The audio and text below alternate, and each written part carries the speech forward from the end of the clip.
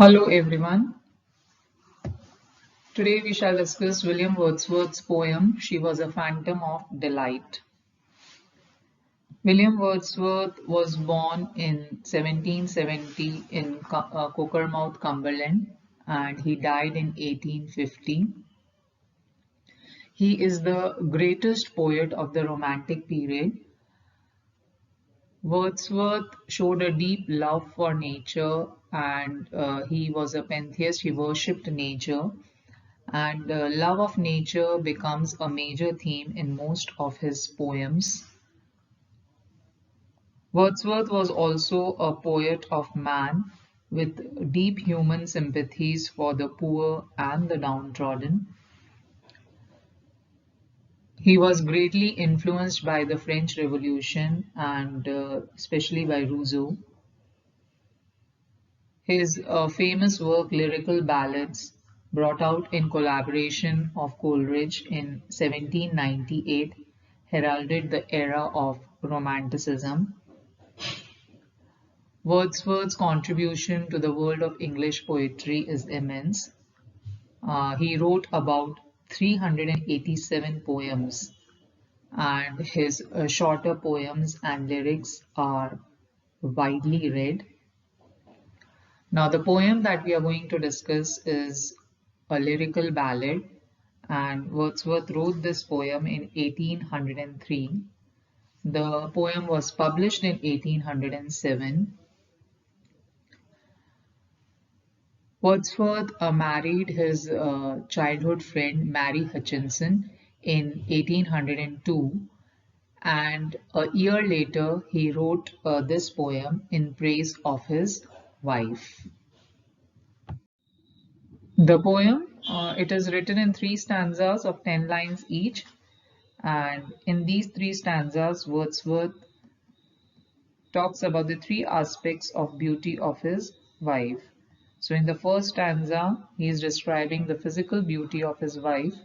In the second stanza, he talks about her role as a housewife, and in the third stanza, he talks about her spiritual beauty.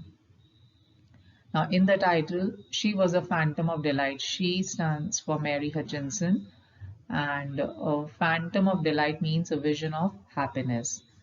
So, when Wordsworth first saw Mary Hutchinson, she appeared to be a vision of happiness.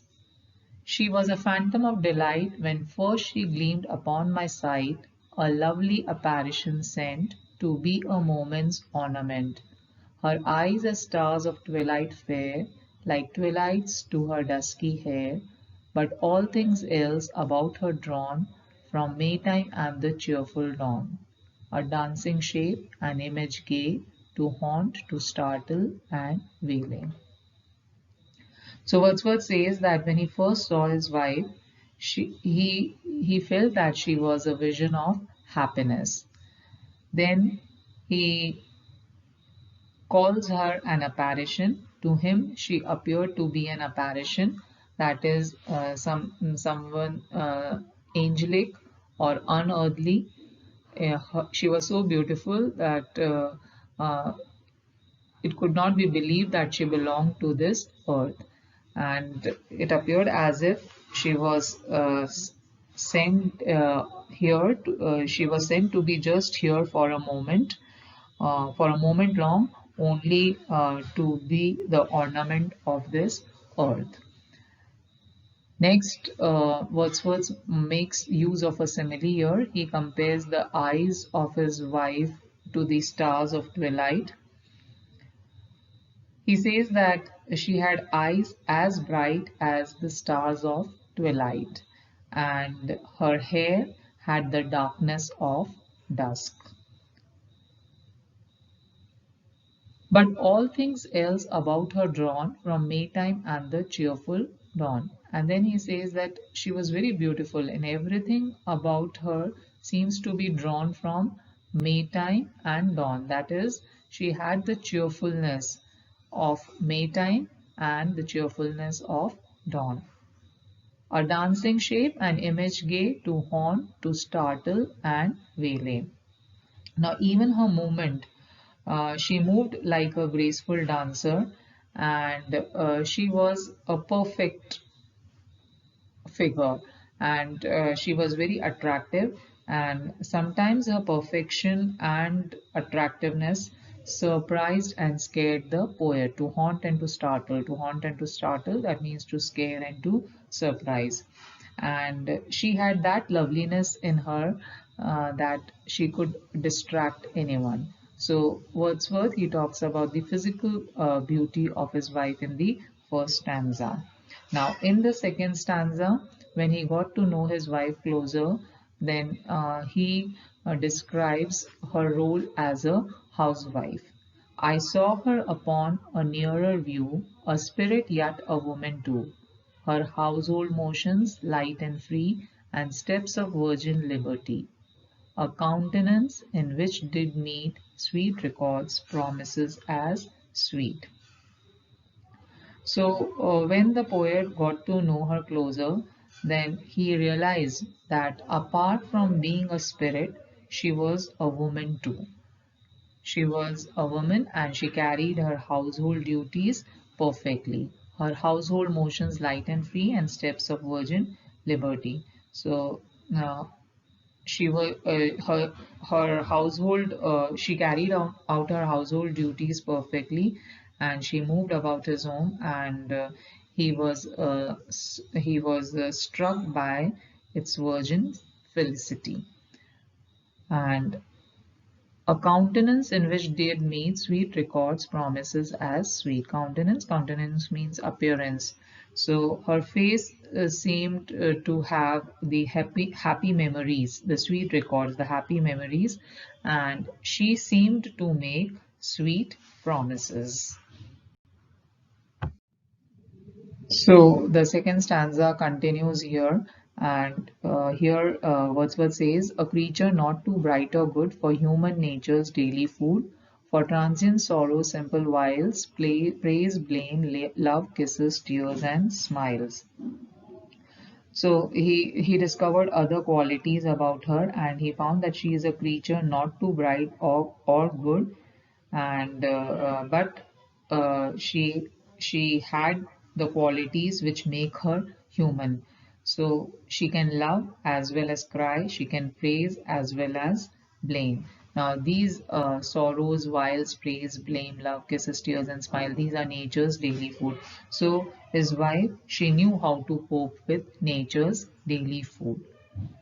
Then in the last stanza, the poet, he talks about the spiritual beauty of his wife, and he says that now with eyes serene, that is with calm eyes, he can study the very pulse of the machine, that is the very soul of his wife, and he now sees her as a perfect woman. He sees her as a perfect woman, a woman who has been nobly planned. And now I see with eyes serene the very pulse of the machine, a being breathing thoughtful breath, a traveler between life and death. The reason firm, the temperate will, endurance, foresight, strength, and skill. A perfect woman, nobly planned, to warn, to comfort, and command, and yet a spirit still and bright with something of angelic light. So he says that now uh, he says that she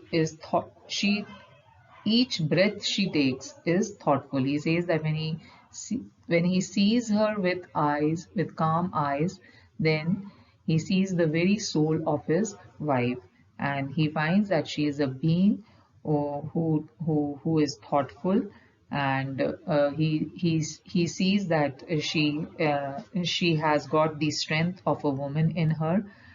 She has all these qualities in her. That is her. She has got firm reason.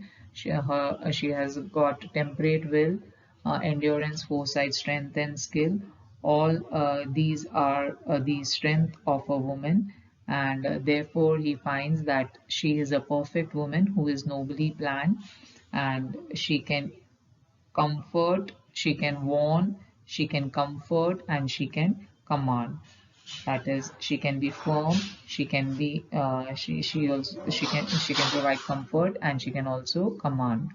And yet a spirit still and bright with something of angelic light. So the angelic spiritual being in her is still evident, and she is a spirit who has something of an angelic light. So this is how Wordsworth describes the beauty of his wife. The poem, it is a lyrical ballad with a perfect rhyme in each 10 line, and the rhyme goes as AABBCCDDEE. And the 10 lines in each stanza, they move in an iambic rhythmic pattern, and this rhyme scheme, it unifies the three stanzas. And this lyrical ballad, it is written in the first person, and Wordsworth uses hyperbolic adjectives here to describe his wife, like phantom, apparition, spirit, etc. Then um, he also makes use of metaphors and similes throughout the poem, and there is also use of alliteration here, and the soft S sounds reflects the softness of the woman.